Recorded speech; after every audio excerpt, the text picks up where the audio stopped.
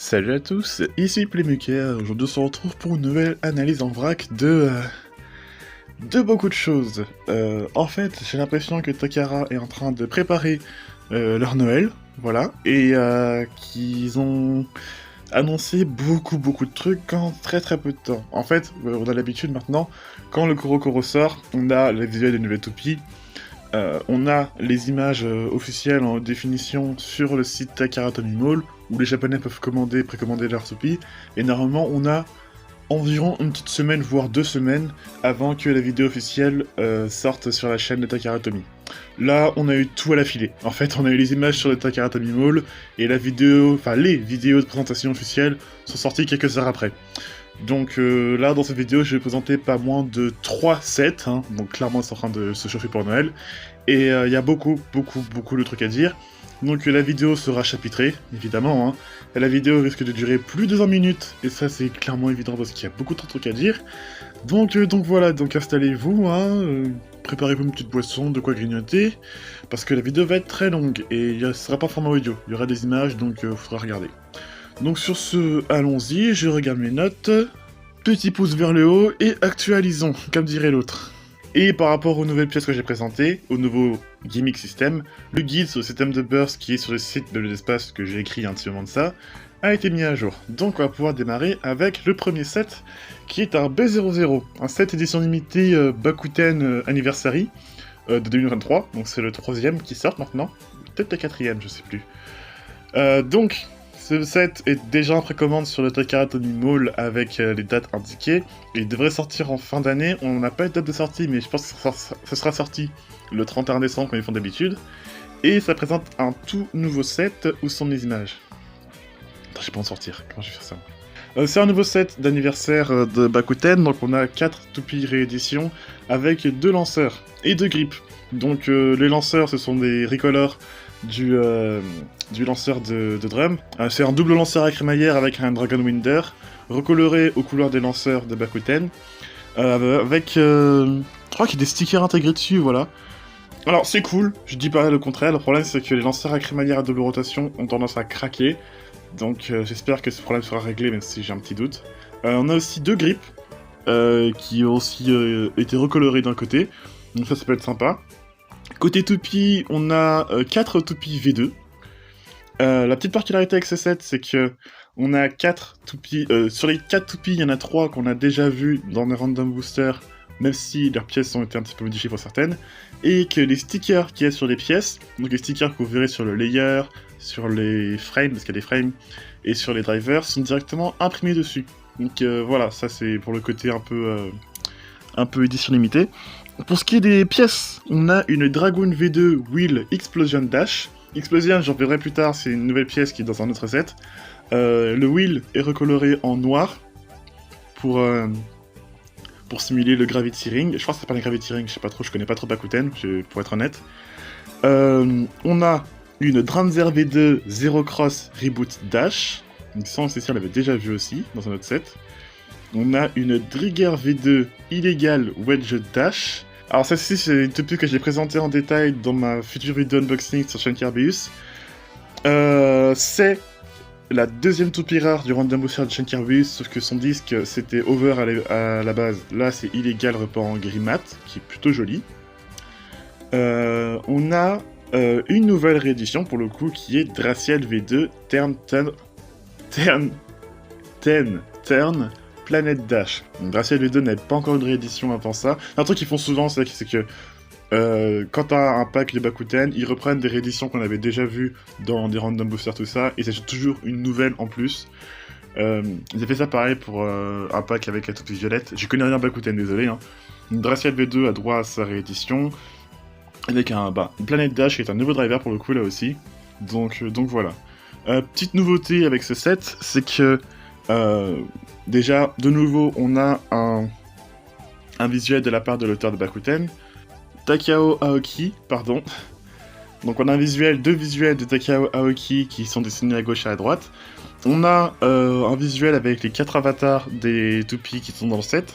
Et en fait, si on enlève la partie cartonnée où il y a les dessins des avatars, on a la place pour y entreposer toutes les rééditions des Bakuten, des sets précédents, donc le set de 2021, de 2020, et il y en avait eu en 2022, je me souviens plus.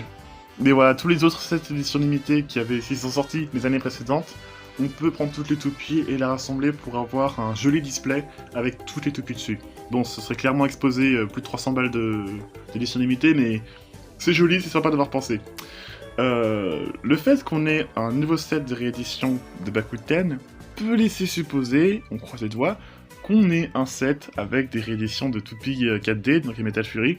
On les veut parce que, bah voilà, les fans de Bakuten c'est bien, mais les fans de Metal Fury on existe aussi. Donc je m'attendais pas à ce qu'on ait un nouveau set de réédition, donc à voir, ça laisse un peu l'espoir. Ensuite, on va passer au prochain set, le B204 Burst Ultimate All-in-One Set, sorti le 22 octobre. Donc là, on se retrouve avec un set similaire à ce qu'on avait eu l'année dernière avec le Dynamite Battle All-in-One Set, où on avait un DB Stadium noir, 2 lanceurs à crémaillère, la recolor violette de Roar Bahamut, et la version dorée de Dynamite Belial. Ben là, c'est le même principe. On a aussi 2 lanceurs à crémaillère, un Stadium DB et des recolors. Donc on a une variante de Belial là aussi.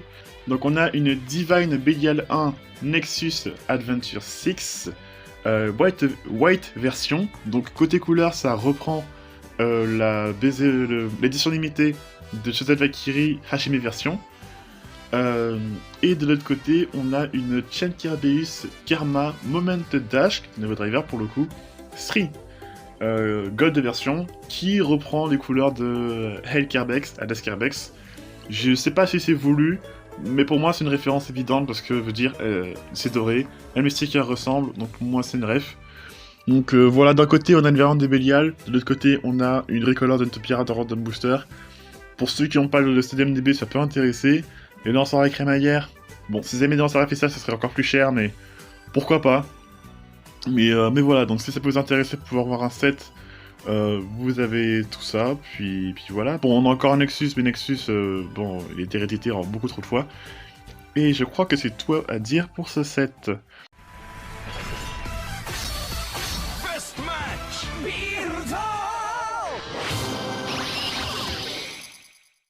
Ensuite, on va enchaîner avec le dernier gros point de cette vidéo, le B203 Ultimate Fusion DX7, sorti le 8 octobre. Alors, l'année dernière, on avait eu le Overdrive Special Starter Set, je crois que ça s'appelait comme ça. Donc on avait eu Prominence Phoenix, Dangerous Belial 2 et Savior Perseus, plus un lanceur un full custom DB Launcher.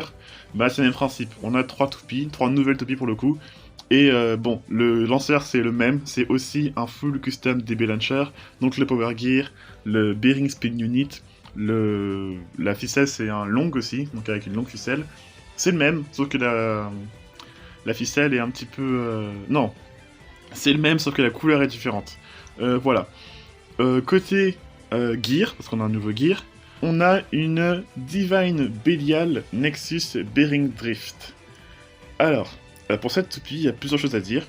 Divine, qui a sa première recolor, il me semble, couleur dorée. Alors, dorée, c'est... tout est relatif avec Takara, hein. J'aime pas trop quand ils font leur pièce dorée, c'est un peu bizarre, un peu Jeune Piece.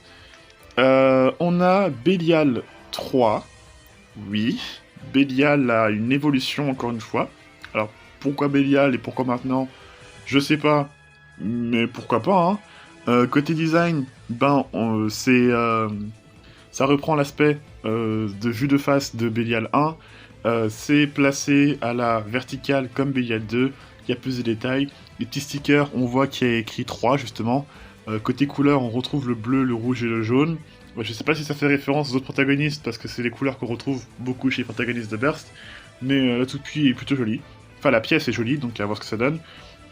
Côté gimmick, alors pour le coup je suis obligé de passer par le site officiel Takara-Tomy, parce que dans la vidéo officielle ils ont à peine parlé de Divine Belial 3. Donc d'après le site, Belial 3 aurait 3 dents serrées, un BU lock, et conserverait le gimmick Overdrive de Belial 2. Donc quand on tire fort, il y a un Burst Lock qui va sortir, ou peut-être 2, on sait pas trop. Mais voilà, donc c'est une fusion de Belial 1 et Belial 2 amélioré, donc pourquoi pas. On retrouve Nexus, évidemment, hein, mais ça c'est... On est plus là ça après, hein, je crois que t'es réédité au moins une quinzaine de fois. Et côté driver, on a Bearing Drift. Voilà, alors, je suis même pas surpris. Dans la toute première vidéo que j'avais faite sur BU, donc en mars, vous avez dit que Takara allait rééditer Metal Bearing Drift dans un set ou un random booster.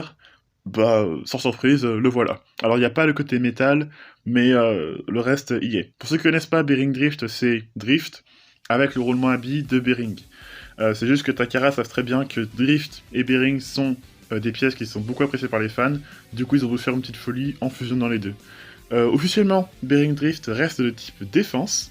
Alors je précise parce que je sais que la dernière fois que j'en ai parlé, j'avais dit qu'on connaissait pas son type officiel, parce qu'il a jamais été référencé sur le site officiel, et vu que c'est une fusion de Drift qui est de type défense et de Bearing qui est de type endurance, on savait pas trop à quoi elle appartenait. Donc maintenant on sait Bearing Drift et Metal Bearing Drift sont des types défense.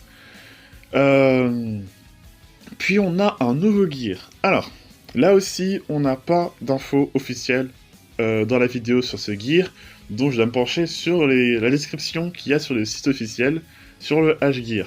Alors, le H-Gear est composé de deux parties qui fonctionnent en tandem, donc une partie plastique et une partie métal. Donc l'ensemble des deux forme le H-Gear.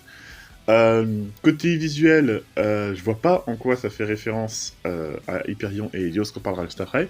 À part le côté rouge et bleu et violet, c'est que c'est Lucifer pour compléter le trio. Enfin, sinon on sait qu'on a une évolution à Lucifer qui sort plus tard. C'est une pièce qui ne fonctionne qu'avec Divine, donc comme pour le Agir malheureusement. Et il est compatible avec le low mode et le high mode. Donc en low mode, quand la partie métal est placée en dessous et la partie plastique fixée en dessus, ça vient augmenter la mobilité de la pièce et ça apporte un peu plus d'aérodynamisme, parce que c'est écrit Cuts through the air, donc tranche à travers l'air, donc c'est pour l'aérodynamisme j'imagine. Et en high mode, quand la partie plastique est en dessous et la partie métallique au-dessus, ça vient activer le smash attack, donc ça vient apporter plus de points de contact en plastique pour taper plus fort, donc comme le Agir. Donc ça pourrait être intéressant avec le Agir, ça je pense. Et ça vient apporter aussi des burst lock.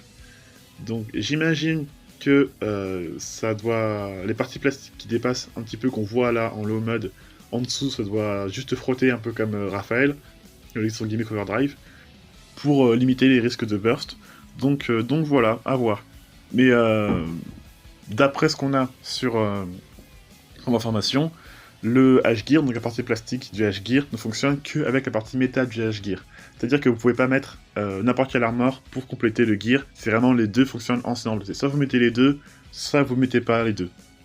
Donc à voir, intéressant, mais un peu déçu qu'ils n'aient pas parlé plus de ça, de ce gear, qui avait l'air très intéressant, mais vraiment dans la vidéo, ils ont vraiment à peine parlé de cette pièce. Donc dommage et à voir. Ensuite, on va enchaîner avec les nouvelles toupies. Donc une évolution à Hyperion et une évolution à Helios. Alors, je vais vous demander d'être très très attentif aux explications que je vais donner, parce que ça va être costaud. En termes d'explications, ça va être très très compliqué. Donc s'il faut mettre pause ou repasser sur les explications, faut bien suivre, hein, parce que j'avoue que moi j'ai pas tout compris au début.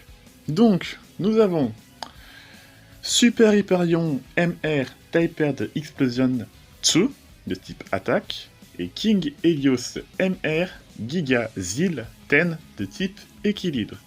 Alors, oui, ils reprennent littéralement les mêmes noms que la première version. La petite différence, c'est que le fait qu'il y ait MR dans leur nom indique que c'est la révolution des BBU. Ça aussi, j'expliquerai plus tard. Mais voilà, il y a une différence, parce que écrit en japonais, Super sur Super Hyperion 1 et King sur King Helios 1 était écrit en katakana. Là, pour la version BU, c'est écrit en kanji, donc les mêmes kanji qu'on voit sur le logo de Super King justement. Donc il y a une différence, mais oui, il s'appelle littéralement Super et King, ils se sont pas foulés, c'est littéralement le même nom. On va passer au driver avant de parler des trucs compliqués. Côté driver, on a Explosion, qui est une évolution à Exceed. Donc, on a une partie caoutchouc centrale qui dépasse un petit peu, qui est orientée vers la gauche. Oui, en miroir. Qui est orientée vers la gauche. En fait, quand vous prenez une pièce comme Jolt ou Spirale, quand l'étoile tourne dans le sens opposé de son orientation, ça vient apporter plus d'agressivité et plus de vitesse aussi à la toupie. Donc c'est ce qu'on avait avec... je crois qu'on avait ça avec Longinus, je sais plus. Mais voilà, donc ça va apporter la toupie plus agressive. Et si vous la faites tourner avec le toupie qui tourne à gauche, vu que ça dans le même sens d'orientation, la toupie aura des mouvements plus contrôlés, mais moins agressifs. Si c'est pas de bêtises. Là, c'est intéressant parce que du coup, vu que la toupie tourne à droite et que c'est orienté vers la gauche, ce sera plus agressif et ce sera amélioré par l'espèce de coupole qu'il y a autour qui fonctionne comme Destroy, qui lui a des lames orientées vers la droite justement. Donc à mon avis, ça va taper des petites accélérations.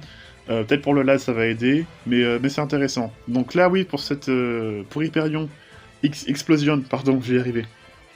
N'est pas dash, mais sur la Dragoon du set Bakuten, c'est un dash qu'on a. De toute façon, dans ce set, il n'y a pas de driver dash. Mais voilà. Zil, c'est une évolution à zone, pour le coup. Où est-ce que je l'ai? Elle est là. Là aussi, on a une partie en caoutchouc. Oui, parce que du coup, c'était aussi du caoutchouc sur Explosion. Une partie en caoutchouc, qui est une pointe plus arrondie, avec une coupole, là aussi, moins agressif autour. Donc je pense que ça viendra apporter des petits mouvements de défense et d'endurance, comme le faisait Zone, mais un peu différemment. J'avoue que là, dit comme ça, je peux pas imaginer à quoi ça peut ressembler, mais j'aime beaucoup ces évolutions qu'elles ont, là, les deux. Donc à voir, ça peut être très intéressant. Là aussi, les principes, c'est le même. C'est que la partie en rotation libre fonctionne comme Destroy, et hâte de voir ce que ça donne. Hâte de voir ce que ça donne. Ensuite, pour les DB Core, on a Hyperion et Helios, qui sont très très jolis. Voilà, on retrouve... Alors ce que j'aime bien, c'est que Hyperion et Helios, par rapport à tout ce qu'on sait depuis Super King, sont des soupies un peu jumelles. Mais quand on compare les deux pièces, on voit bien qu'il y a des petites différences à gauche à droite. Donc c'est pas vraiment une version miroir de l'autre. Côté design, elles sont très jolies. J'aime bien les espèces de diamants qu'il y a derrière leur casque et leurs flammes qui sont un peu différentes. La partie autour... Alors, contrairement à ce que je suis en train de penser, les parties qui représentent le soleil autour, là, autour du DB Core, ils ne sont pas en métal. Par contre, ils sont transparents. Je crois que c'est la première fois qu'on a ça sur un DB Core. Ça rend très joli. Même la pièce sans être fixée, ça rend super beau. Puis après, les deux pièces fonctionnent de la même manière, c'est-à-dire qu'elles ont 4 dents et chacun 2 BU lock. C'est juste que Hyperion est en rotation droite et Helios est en rotation gauche. Donc voilà, de très jolies pièces. Pour ce qui est des Blades. Alors, pour Super MR et King MR, j'ai vu des gens qui disaient qu'ils étaient un peu déçus parce qu'elles faisaient pas vraiment évolution et qu'ils faisaient pas assez référence à leur version ancienne. Alors, pour ce qui est de Hyperion Burn et Helios Volcano, c'est vrai que la forme ressemble un peu, mais on voit pas trop de références, et je peux comprendre, parce qu'en fait, elles font plus référence à leur version Super, Hyperion et King Helios. Pour Super MR, on voit bien les deux grandes lames offensives, j'ai dessiné exprès, hein. Les deux grandes lames offensives, comme on avait sur Super Hyperion, sur Super King. C'est pour ça que justement, ils ont mis l'armor Tsu. Et pour King Helios MR, on retrouve les 10 lames défensives qu'on avait sur King Helios Super King, en mode défense, et qu'on avait aussi en mode bound pour Volcano. Donc c'est pas évident, mais quand on regarde bien, quand on compte bien, on retrouve les 2 lames et les 10 lames, donc justement c'est pour ça que Helios a 10.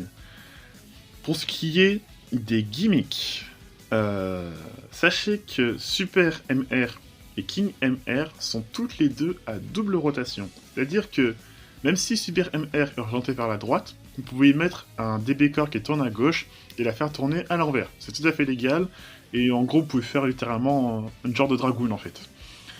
Pareil, hein, King qui est orienté vers la gauche, ça se voit très clairement, vous pouvez foutre un DB Core qui tourne à droite et la faire tourner à droite à l'envers. C'est légal, ça peut être intéressant, mais voilà, sachez que c'est possible. Et en fait, s'ils se sont arrangés pour que les deux pièces soient à double rotation, c'est parce qu'en fait, quand on regarde par-dessous, on voit que c'est un petit peu creux et on voit des espèces de fixations. Parce qu'en fait, ces deux toupies ont le gimmick de fusion laser. Je m'explique. Sous Beyblade Burst God, on avait une toupie qui s'appelait Eclipse, qui était une fusion de Artemis et Apollos, qui avait la capacité de se diviser en deux et de se rassembler entre elles pour former Eclipse. Donc tu avais deux moitiés qui étaient collées l'un à l'autre, c'était une toupie d'équilibre, et voilà. Cette toupie a eu droit à... Enfin, ces trois toupies ont eu droit à une évolution avec le même gimmick, donc elles ont gagné la capacité de tourner soit à gauche, soit à droite, et une version Hasbro qui est sortie, qui a été renommée Fusion Aether. La différence qu'il y a entre Aether chez Hasbro et Eclipse chez Takara, c'est que Eclipse, que ce soit la version God ou la version Chosed, tu pouvais pas mélanger toutes les moitiés. En fait, tu pouvais combiner, mais que dans un certain nombre de combinaisons limitées. Je crois que pour jouer Eclipse, tu pouvais fusionner que d'une seule manière, et pour Eclipse Chosed, t'avais que deux combinaisons possibles. Et en fait, ce que Hasbro a fait en sortant Aether, c'est qu'en fait, toutes les moitiés se fusionnent, se combinent de la manière qu'on voulait. Et ben, c'est exactement ce qu'ils ont refait avec cette toupie, c'est-à-dire qu'en fait, les moitiés se coupent en deux, et vous pouvez absolument toutes les combiner de la manière que vous voulez, il y a sans aucune limite. C'est-à-dire que là, en fait, dans les exemples qu'ils ont montrés, ils ont coupé en deux. Donc en fait, le MR, ça définit la matière qu'il y a sur chaque moitié. Donc M pour le métal, donc vous voyez la moitié qui a le métal, et R, la moitié qui a du caoutchouc. C'est-à-dire qu'en fait, chaque moitié de Super MR et King MR dans ce combo stock a une moitié caoutchouc et une moitié métal. Donc ça m'aidera à apporter des coups qui vont vachement varier, qui vont être un petit peu déséquilibrés, quoi qu'ils ont réadapté par rapport au poids. Et les moitiés, vous pouvez les rassembler comme vous voulez. Donc là, ils ont montré, si on fusionne Super et King, le DB Blade devient Super King, c'est son nom. Donc là, vous voyez Super King R, donc une fusion de la moitié Super avec le caoutchouc et la fusion de la moitié King avec caoutchouc. Donc là, pareil, Super King comme Super et King sont à double rotation. Donc là, vous avez, avec les deux moitiés de caoutchouc, ils ont aussi montré Super King M, donc avec les deux moitiés de métal. Ce qui est bien, c'est que quand vous mélangez Super et King, les stickers s'assemblent pour former la lettre H, donc je trouve assez intéressant en termes de design. La toupie est symétrique, donc pas sûr que ce soit beaucoup joué dans cette forme-là, en compétition je parle. Mais c'est super intéressant, et pareil, tu as la possibilité de faire des combinaisons comme pas possible. Donc là, vous avez Super King, donc Super et King mélangés, MR. Si vous avez l'audace d'acheter 2 fois le set, vous pouvez combiner des pièces identiques. Donc là, vous avez King M, donc deux moitiés King avec que du métal, et Super R, donc deux moitiés de Super avec du caoutchouc. Donc voilà, c'est très intéressant d'avoir ça comme ça. En fait, c'est plus facile. C'est plus facile à expliquer que je le pensais. Donc, j'étais assez surpris. C'est parce que j'ai poncé les informations toute la journée d'hier. Mais voilà, c'est très intéressant. À mon avis, compétitivement parlant, c'est vraiment plus la forme Super R et King M qui vont être beaucoup joués.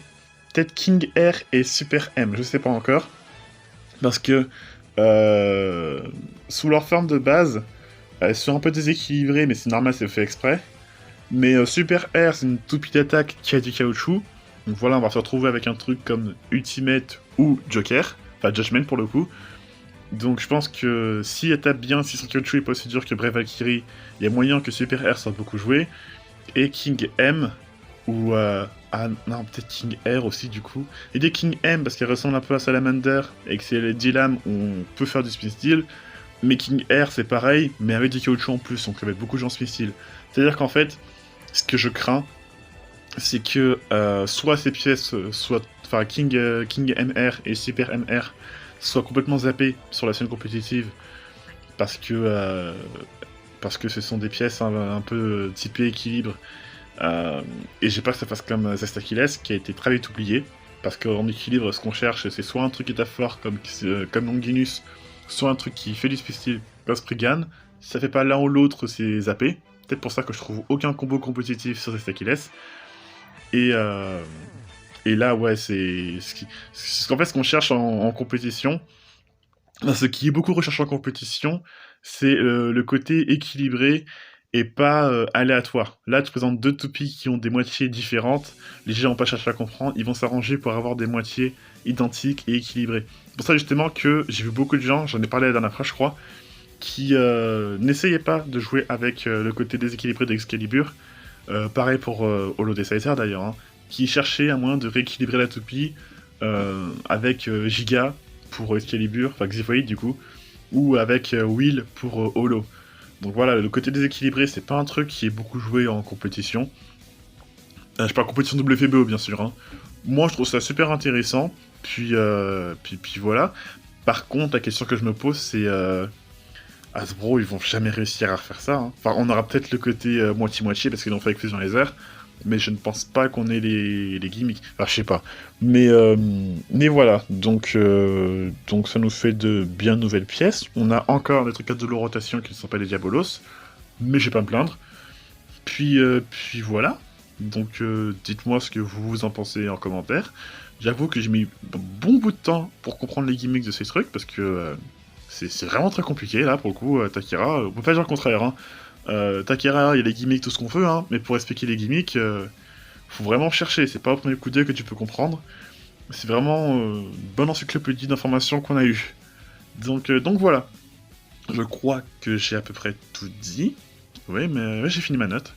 J'ai tout dit, donc dites-moi en commentaire s'il y a des questions sur une information que vous n'avez pas comprise. Puis voilà, et je crois que j'ai fait le tour. Côté information en vrac, Hasbro, pas de nouvelles encore hein, depuis la dernière fois par rapport à BU ou sortie des dernières toupies. Je sais que nous en France, on a eu enfin la vague de Guilty Winner et Astra Prison, parce que j'ai réussi à trouver les deux en magasin. Et côté dessin animé, l'Australie, enfin les États-Unis aussi en plus, ont fini DB, ça y est. Donc Quad Drive c'est terminé en version anglaise. Puis on attend de voir la suite des informations. Là on a encore que mi-septembre, donc je pense que pour la suite des toupies BU, on aura des informations en octobre ou en novembre, s'ils le font. Donc voilà. Sur ce, je crois qu'on peut se quitter ici. C'était Playmaker et je vous dis à la prochaine.